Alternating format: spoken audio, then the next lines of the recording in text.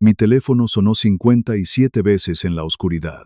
La lluvia golpeaba con furia contra los enormes ventanales de mi casa en el Valle de Napa. Yo solo me quedé allí, sentado en mi sillón de cuero gastado.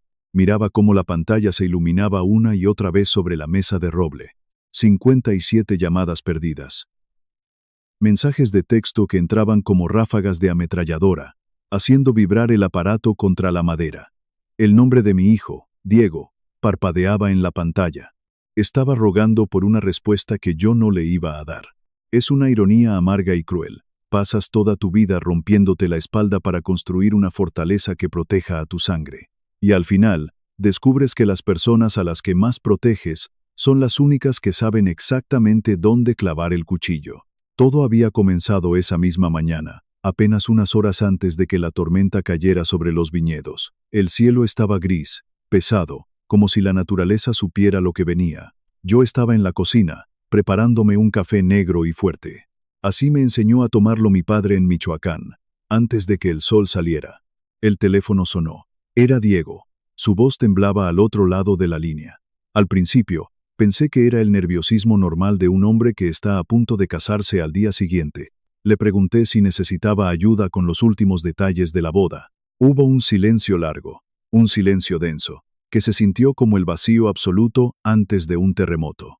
Luego, mi hijo empezó a tartamudear. Me dijo que Claudia, su prometida, estaba muy estresada. Que la familia de ella, los Montenegro, tenían ciertas expectativas sobre la ceremonia. Los Montenegro son gente de abolengo de San Francisco, personas que miden el valor de un hombre por el apellido y no por el sudor de su frente. Yo escuchaba a mi hijo, sin entender a dónde quería llegar. Le dije que no se preocupara. Le recordé que la finca estaba lista, que los jardines estaban perfectos y que los trabajadores habían dejado todo impecable. Pero Alfonso me interrumpió. Su voz se quebró cuando pronunció las palabras que me partieron el alma. Me dijo que Claudia pensaba que mi presencia iba a arruinar la estética de la boda. Que mis maneras de ranchero, mis botas gastadas y mis historias sobre cómo crucé la frontera eran una vergüenza para ella. Una vergüenza para sus invitados de alta sociedad. Mi propio hijo me estaba diciendo esto. El niño al que le enseñé a caminar entre estas mismas vides, me estaba pidiendo que no asistiera a su boda. Me estaba excluyendo de su vida para complacer a una mujer que despreciaba mis raíces. No grité, no lloré en ese momento. La dignidad de un hombre que ha perdido todo y lo ha vuelto a ganar te enseña a tragar sangre sin hacer gestos. Le pregunté, con la voz más calmada que pude encontrar en mi garganta, si eso era lo que él también quería. Alfonso empezó a llorar. Me dijo que me amaba, pero que no quería perder a Claudia. Me suplicó que por favor lo entendiera, que era solo por un día, que era por la paz de su futuro matrimonio. Le respondí que lo entendía perfectamente, y colgué el teléfono. Me quedé en medio de la cocina, mirando mis propias manos. Son manos ásperas, llenas de cicatrices, con la piel curtida por décadas de sol californiano. Estas manos arrancaron maleza y cargaron cajas de madera hasta que los hombros me sangraban. Estas mismas manos firmaron los cheques que pagaron la educación de Alfonso en las mejores escuelas privadas del país. Todo lo hice por él. Todo lo hicimos por él. Caminé lentamente hacia el pasillo principal, donde cuelga el retrato de mi difunta esposa, Elena. Ella murió hace 15 años, pero su presencia sigue llenando cada rincón de esta casa. Magdalena era mi brújula, mi fuerza cuando las piernas ya no me daban para seguir trabajando. Cuando llegamos a este país, no teníamos nada más que una maleta de lona y el miedo metido en los huesos. Dormíamos en un cuarto húmedo en Salinas, compartiendo un colchón tirado en el piso, pero ella siempre sonreía en medio de la miseria. Me decía que nuestra sangre iba a echar raíces en esta tierra. Me prometía que algún día, nuestros hijos no tendrían que agachar la cabeza ante nadie. Trabajamos como animales de carga. Ahorramos cada centavo que caía en nuestras manos. Compramos nuestra primera hectárea de tierra mala. La curamos con nuestro sudor, y la hicimos parir las mejores uvas del valle. Construimos un imperio de distribución de vino, que hoy vale decenas de millones de dólares. Pero en el proceso de construir este imperio, cometí el error más grande de mi vida. Quise proteger tanto a Alfonso del sufrimiento que nosotros vivimos, que le quité la oportunidad de hacerse fuerte. Lo envolví en seda desde que nació. Y la seda no te protege cuando el mundo real te muestra los dientes. Magdalena me lo advirtió antes de que el cáncer se la llevara. Me tomó de la mano en esa fría cama de hospital. Me miró con sus ojos cansados, hundidos por la enfermedad. Y me dijo que tuviera cuidado. Me dijo que no confundiera proteger a nuestro hijo con echarlo a perder. Que un hombre que no conoce el peso de la tierra, no sabe valorar el fruto que da. Yo no la escuché. Pensé que el dinero era un escudo impenetrable. No me di cuenta de que el dinero, sin carácter, es un veneno lento que pudre el alma. Ese veneno empezó a mostrar sus verdaderos efectos hace 2 años. Fue cuando Alfonso conoció a Claudia Montenegro. Los Montenegro son de esa clase de latinos que se avergüenzan profundamente de serlo. Viven en una mansión enorme en la ciudad, hablan con un acento fingido y presumen de su linaje europeo. Tratan de borrar cualquier rastro de sangre indígena o campesina de su árbol genealógico. Desde el primer día que Claudia pisó mi casa, sentí su desprecio flotando en el aire. No era un desprecio abierto ni escandaloso. Era sutil, venenoso y calculado. Eran miradas de reojo a mis botas de trabajo cuando yo entraba a la sala. Eran sonrisas condescendientes cuando yo ofrecía un buen tequila en lugar de un coñac francés importado. Claudia empezó a moldear a Alfonso a su imagen y semejanza, alejándolo de todo lo que lo conectaba conmigo. De repente, mi hijo dejó de venir a los viñedos los fines de semana. Empezó a usar trajes italianos que costaban lo que un trabajador mío gana en 3 meses de sol a sol. Empezó a corregir mi vocabulario frente a los amigos de ella, bajando la voz como si yo fuera un niño ignorante. Recuerdo claramente una cena de Acción de Gracias el año pasado. Yo estaba contando la historia de cómo el abuelo de Alfonso nos mandaba cartas desde Michoacán, cartas escritas a lápiz en papel de estraza, llenas de amor y de consejos. Claudia interrumpió la historia en la mitad. Se rió con esa risa fría y plástica que tiene, y dijo que era fascinante cómo algunas personas romantizaban la miseria. Alfonso no me defendió. Solo miró su plato, avergonzado de su propio padre en su propia mesa. Ese fue el primer aviso real. El primer crujido fuerte en la madera de nuestra familia. Pero yo, ciego por el amor incondicional a mi único hijo, decidí ignorarlo. Tragué mi orgullo y seguí pagando las cuentas de su nueva vida. Mi ceguera llegó a su punto máximo hace exactamente una semana. Los invité a cenar a la casa principal para darles mi regalo de bodas. Quería darles algo que no se pudiera comprar en una tienda de lujo. Quería darles un legado que durara generaciones. Después del postre, saqué una pesada carpeta de cuero del cajón de mi escritorio. Adentro estaban los documentos de la finca Los Robles. Es un viñedo histórico, una de las propiedades más hermosas y codiciadas de todo el Valle de Napa. Son 200 hectáreas de tierra fértil, con una mansión de estilo colonial y una bodega de piedra antigua. Su valor en el mercado es de $7.900.000. Pero para mí, valía mucho más que el dinero. Era la joya de la corona de mi trabajo, el símbolo de todo lo que Magdalena y yo habíamos construido. Puse la carpeta sobre la mesa y se la deslicé a Diego. Le dije que esa tierra era su futuro, que quería que él y Claudia formaran su familia allí, que soñaba con ver a mis nietos correr por esos campos, sabiendo que esa tierra era suya por derecho y por sangre. La reacción de Claudia fue digna de un premio Oscar. Se llevó las manos a la boca en un gesto de sorpresa perfecta. Sus ojos se llenaron de lágrimas calculadas, de esas que no arruinan el maquillaje. Se levantó, cruzó la mesa y me abrazó con fuerza. Me dijo que yo era el hombre más generoso del mundo, que me amaba como a un verdadero padre, y que no podía esperar para celebrar la boda en esos mismos jardines. Alfonso lloraba de verdad. Me besó la mano y me dio las gracias una y otra vez. Por un momento, por un estúpido y fugaz momento, creí que habíamos formado una familia. Creí que el amor de mi hijo había superado el clasismo venenoso de su mujer. Pero la verdad siempre encuentra la manera de salir a la luz. Y a veces, lo hace de la forma más brutal posible. Volvamos a esta tarde. Horas después de que Alfonso me llamara para decirme que yo era una vergüenza y que no estaba invitado a la boda. Yo seguía sentado en la cocina, mirando el fondo de mi taza de café frío. Sentía que el pecho se me partía en dos, respirando con dificultad. Entonces, escuché el sonido de neumáticos sobre la grava del camino de entrada. Era Mariana. Mariana es mi abogada, mi asesora de confianza y la mujer más implacable que conozco. Es hija de inmigrantes, igual que yo. Se pagó la escuela de leyes trabajando de noche limpiando pisos en un hospital. Ella maneja todos los asuntos legales de mi empresa y de mi patrimonio con una lealtad absoluta. Entró a la casa sin tocar la puerta, sacudiéndose la lluvia del abrigo negro. No traía su maletín de cuero habitual. Solo traía una carpeta de cartón barata y 2 vasos de café de una gasolinera. Me miró a los ojos y supo de inmediato que algo andaba muy mal. Le conté lo de la llamada de la mañana.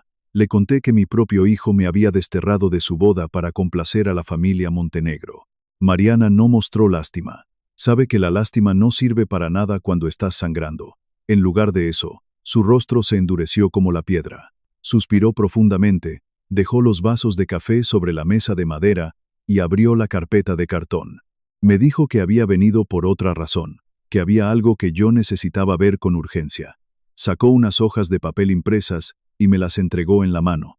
Eran correos electrónicos, correos que Claudia había estado enviando a su madre y a su planificadora de bodas durante los últimos meses. Mariana me explicó cómo los había conseguido. La asistente de la planificadora de bodas es una muchacha latina que conoce a mi familia desde hace años. Ella vio los correos en la computadora de la oficina.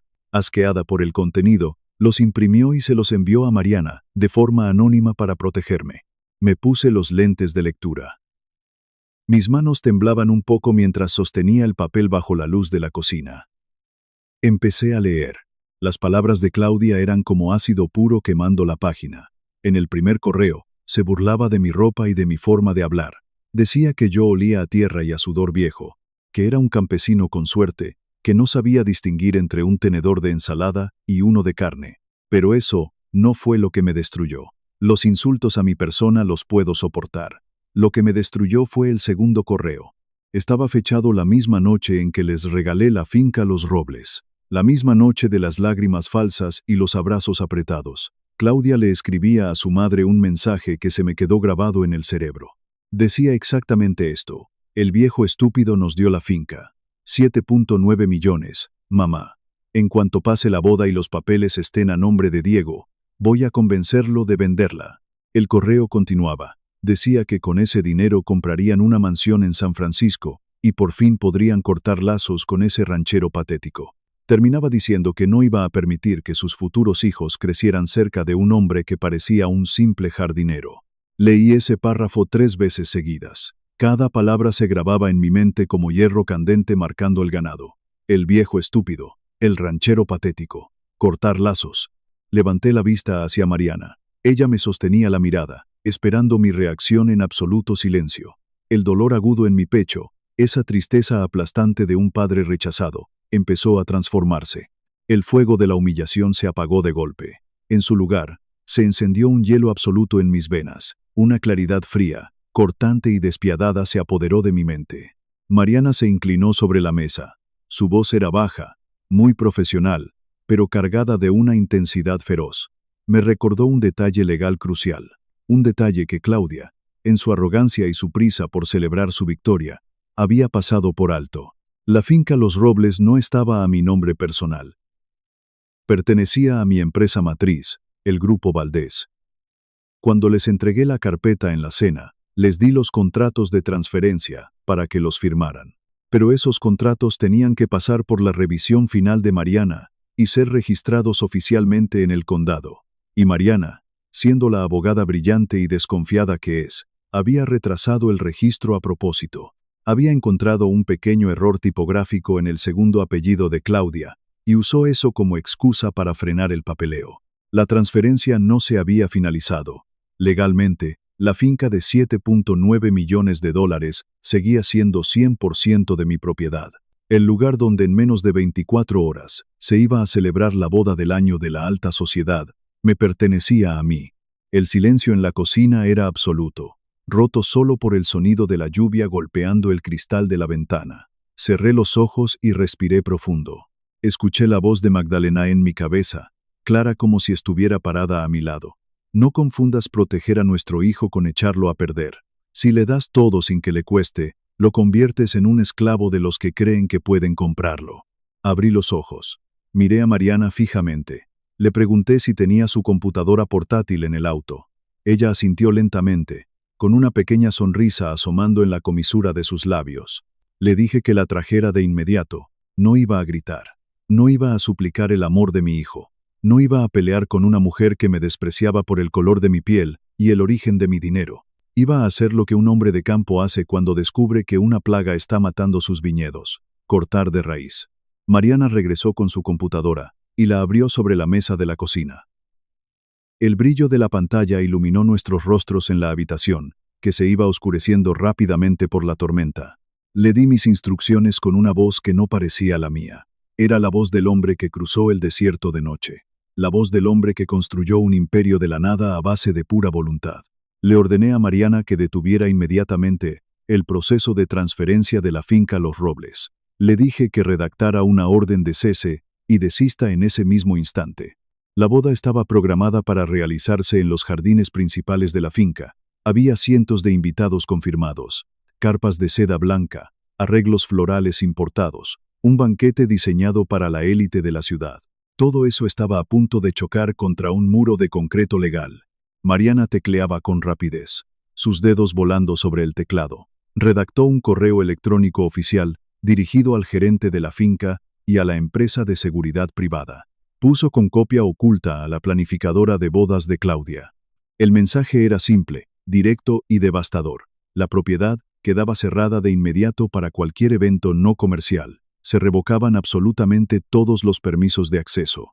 Cualquier intento de instalar carpas, equipos de sonido o personal de banquetes sería considerado allanamiento de morada. La policía del condado sería llamada de inmediato para arrestar a los intrusos.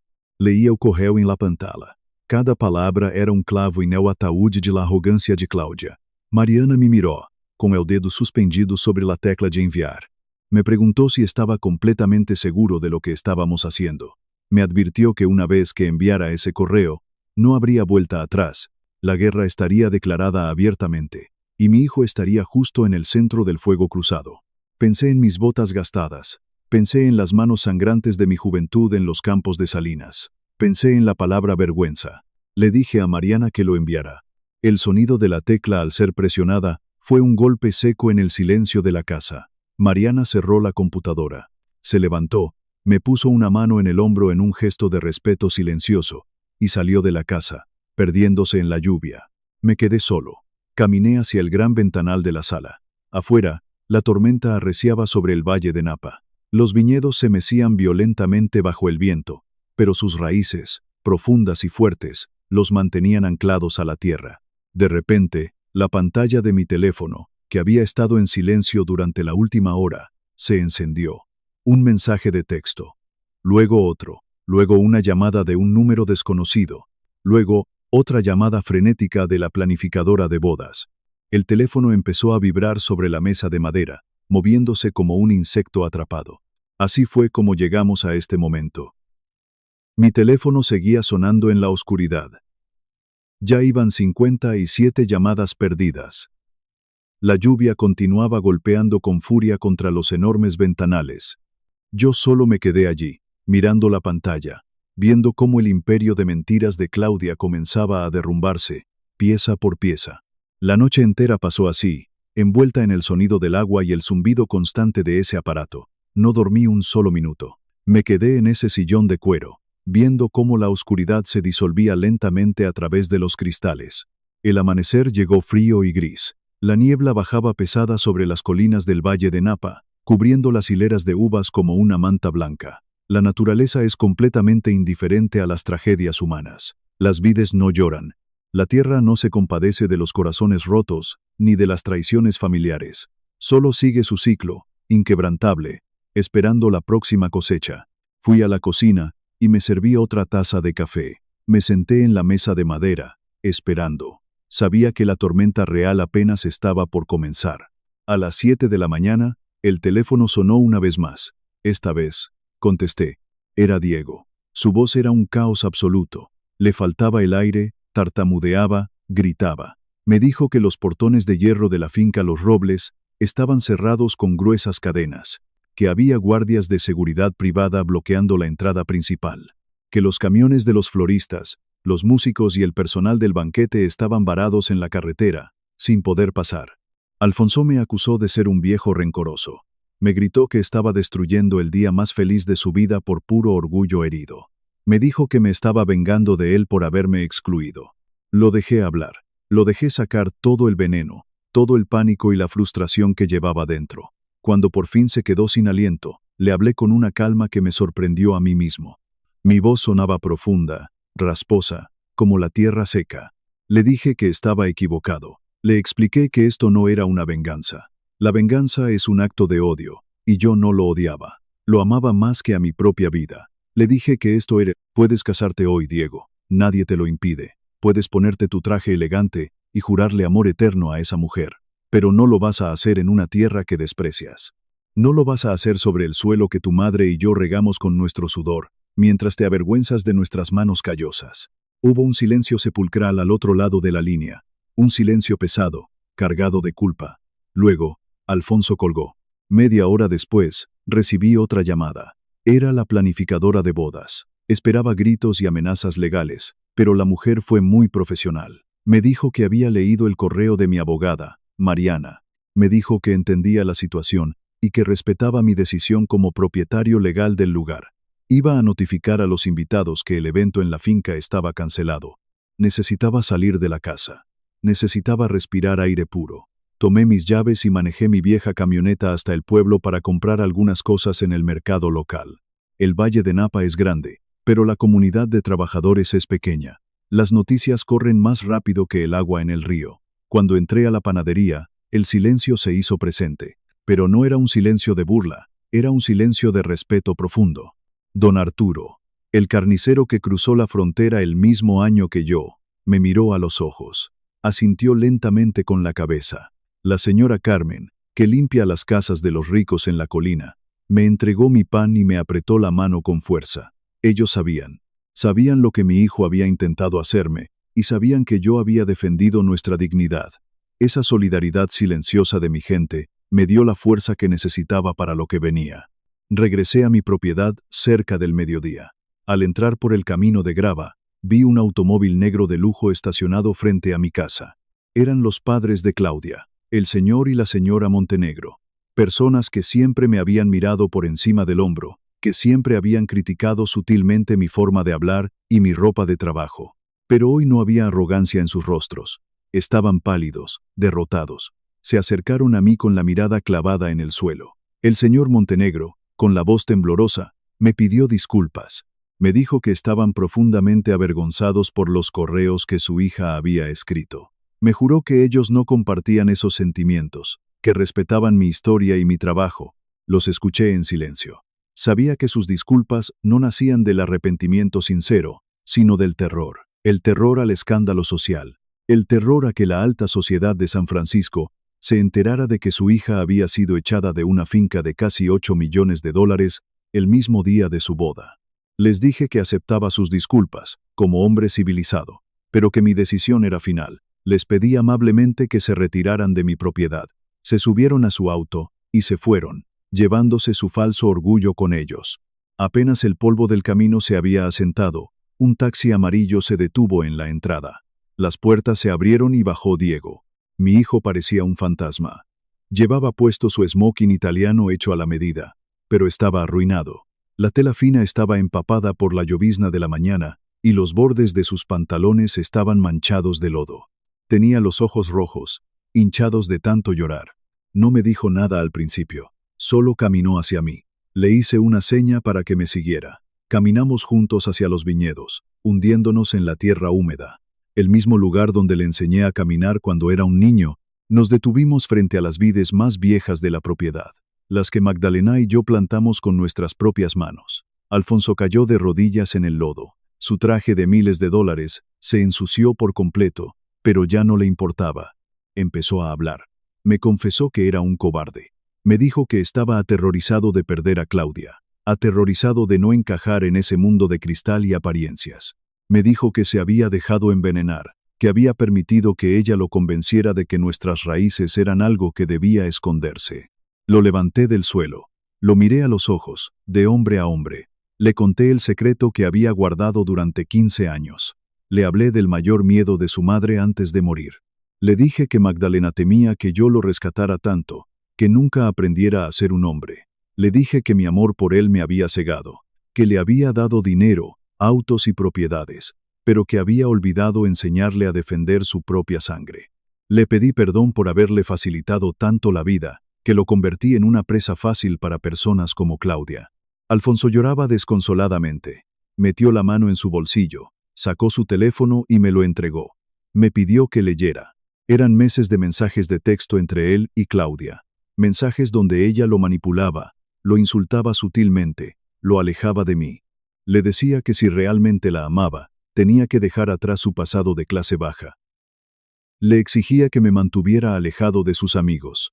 Alfonso había estado viviendo en una prisión psicológica, asfixiado por la necesidad de complacer a una mujer que no amaba su esencia, sino su cuenta bancaria. Estábamos allí, en medio de la tierra mojada, sanando heridas de años, cuando escuchamos el motor de un auto acercándose a toda velocidad. Una limusina blanca frenó bruscamente frente a la casa principal.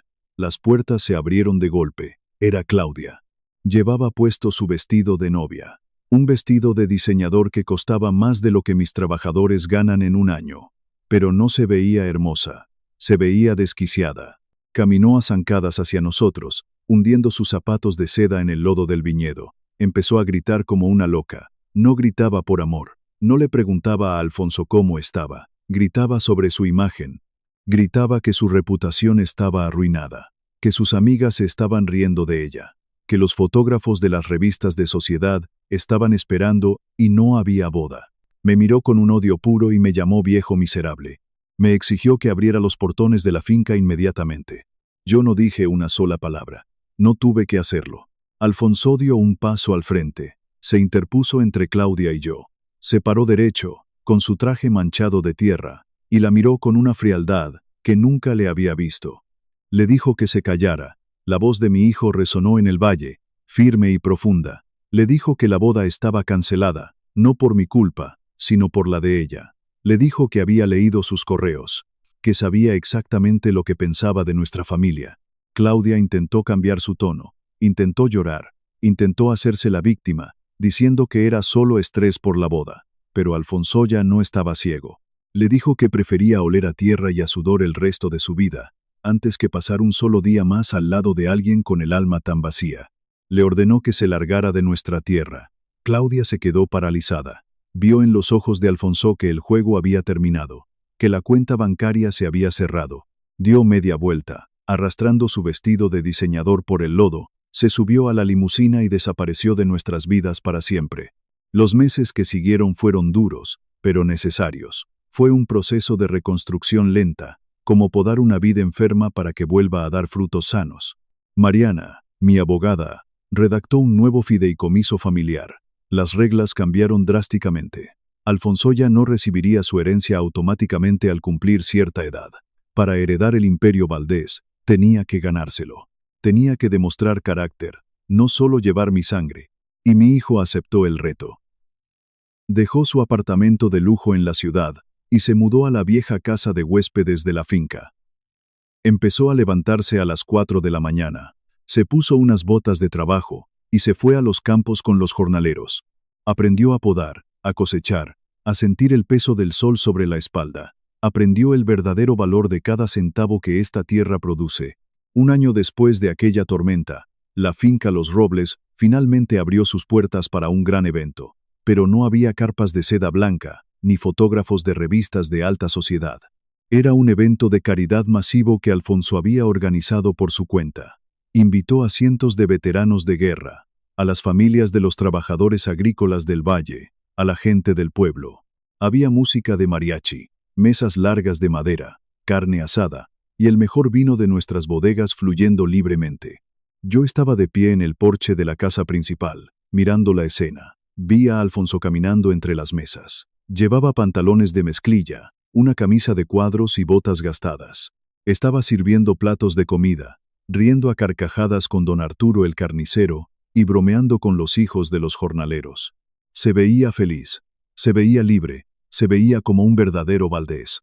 En ese momento, mientras el sol se ponía sobre las colinas de Napa, tiñendo el cielo de un rojo profundo, lo entendí todo.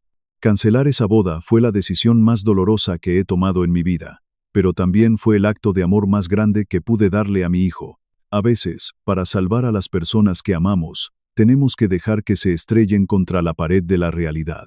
El dinero puede comprar tierras, puede comprar influencias y puede comprar la falsa lealtad de personas vacías. Pero el carácter, la dignidad y el respeto por tus raíces, eso no se compra en ninguna parte. Eso se forja en el fuego de las consecuencias. Hoy, mi hijo sabe quién es, sabe de dónde viene, y sé, con absoluta certeza, que cuando yo ya no esté en este mundo, esta tierra estará en buenas manos. Las manos de un hombre que sabe que el verdadero valor de la vida no está en lo que aparentas, sino en lo que estás dispuesto a defender.